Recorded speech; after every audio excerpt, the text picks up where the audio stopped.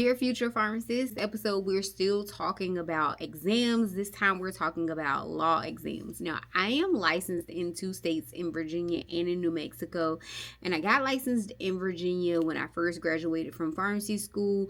So that was a pretty uneventful experience. Not a ton of context and information and advice that I probably would be useful or helpful for you now. So I'm going to focus on getting my license in New Mexico and taking the New Mexico law exam, or the New Mexico MPJE.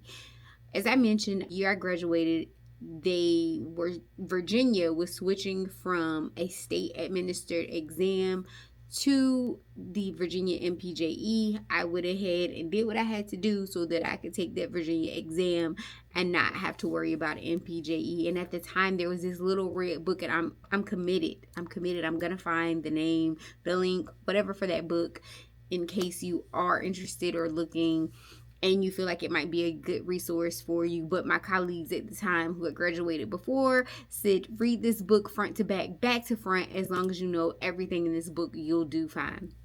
And so I did, in fact, do that for probably about a month and a half, and I did really well. I passed the exam. I did not think I was going to pass the exam. I remember walking up, getting my results, because you got your results right then, and the person who handed me my result, they looked at the paper and then they just put it down and they slid it to me. There was no expression or anything, and I didn't know what to expect. And I was thinking in my mind, how am I going to go home and tell my daughter that I failed this exam? But I did pass. It was a very difficult exam.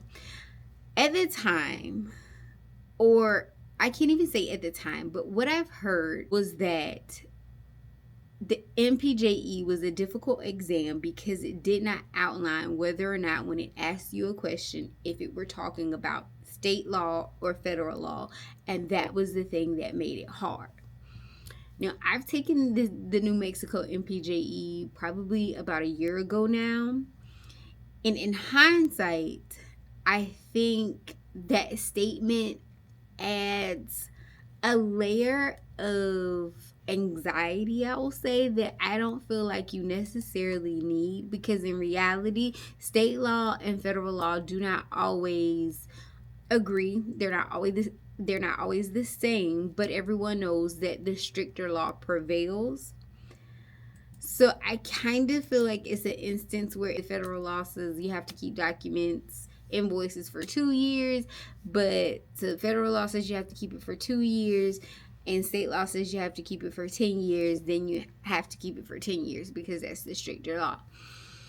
So I don't know. But when I took the job that I have now, and they said that you have to get the New Mexico license and you have to take the MPJE, I was for it. I started studying right away, and then somewhere along the line, I got really chicken.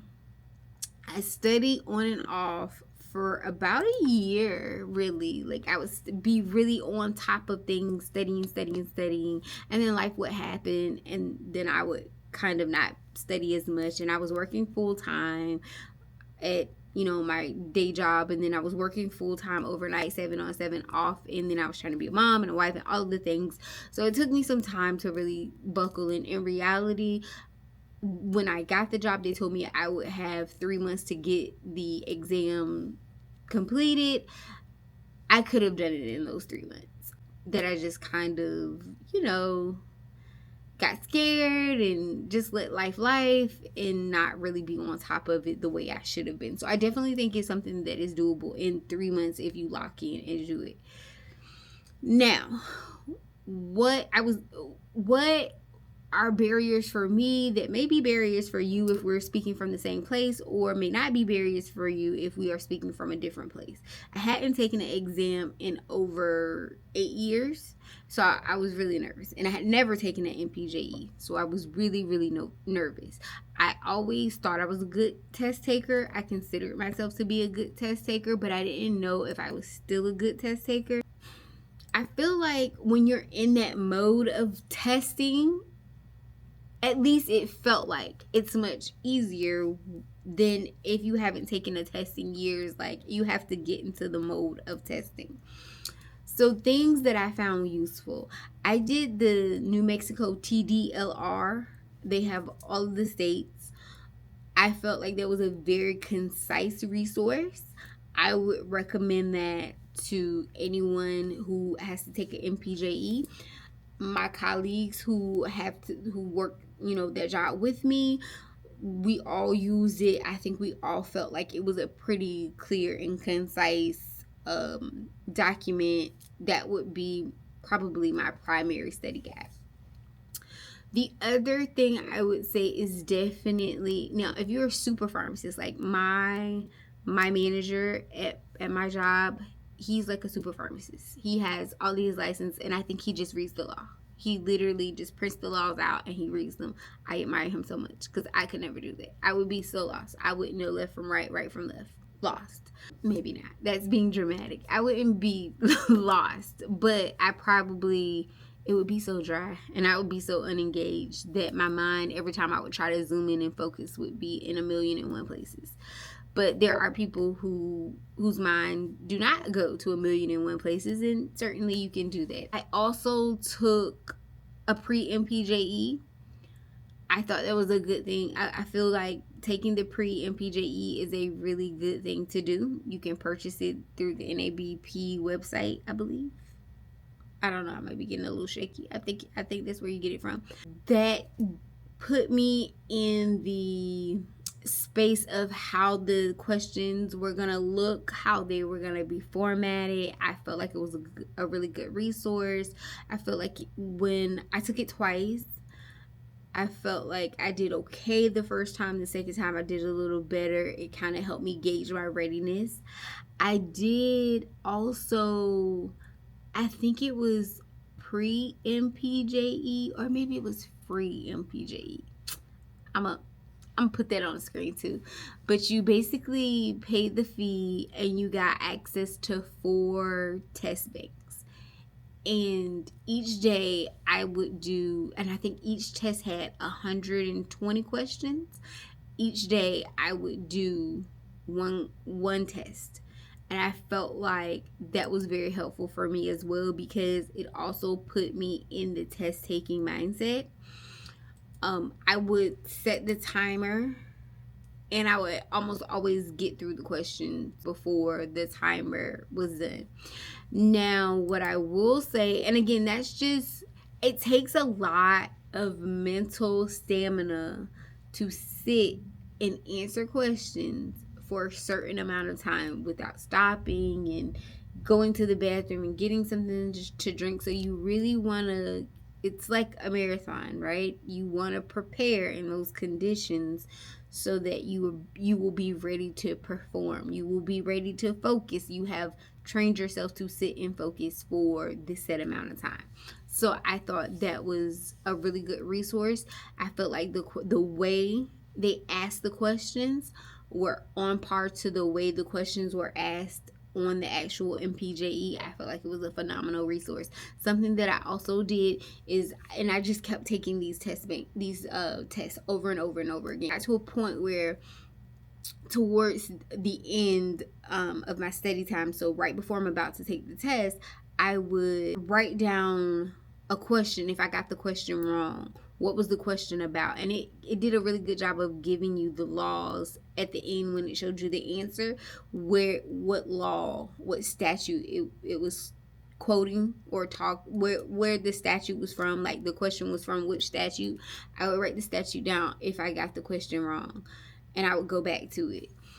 I went on YouTube and I searched federal law, and there were a series of YouTube videos where someone was going over federal law, and then I would just play them all the time. I played them on my way to work. I played them on my way home. I played them if I was washing dishes. No matter what I was doing, I would just pop in an earbud and listen to that federal law review over and over and over again. I don't know. I really feel like the TLDR was the biggest resource for me. What I did was I went through and I read everything that was in the TLDR packet. The packet was probably 18, almost 20 pages. I read everything in there, and then I went and I put everything. I went page by page, things that I knew, things that I didn't know, things that were important, and I wrote them in my own words. And then from that, I recorded myself speaking, and then I uploaded it to YouTube, and then I would listen to it over and over and over again. Understanding the information is very important, because the test is not like the NAPLEX in that it just simply wants to know if you know X, Y, and Z. No. These questions, in my opinion, they were layered questions. So it would give you a bunch of information, but the information that it gave was very relevant to the question. It was not simply how long is a C2 good for? When does a C2 drug expire? It was not like that. It was, this patient is a hospice patient and a prescription was written for this drug. And so you had to know what class the drug was in that state.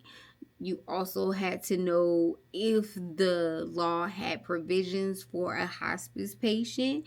And if it did have provisions for a hospice patient when it came to controls, what were they?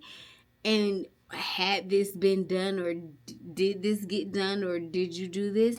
I will say, I feel like this is when answering getting the questions in as many as you can and seeing the information in different ways to make sure that you really understand it is important. I studied by myself. My mom, no, I did not. I take that back. I studied, my mom helped me study. So right before the exam, I think I took 2 or 3 days off and I just studied. And my mom came and she asked me questions. We went through questions and she really helped me prepare for the exam. And when I actually got to the exam, I sat down and I was like, okay, my husband dropped me off and he went to go do something. I think it was supposed to take like an hour. I don't remember. My memory is getting bad. I think it was supposed to take an hour though. And I remember being getting to the halfway mark and being like, oh, okay, this is going by really, really quickly. And I didn't take a break. I went straight through. And so I think it was supposed to take an hour and I was done in like 35, 40 minutes. And I was like, either I did really, really good or I did really, really bad. And the test wants you to pass it. So it's going to try to help you pass it.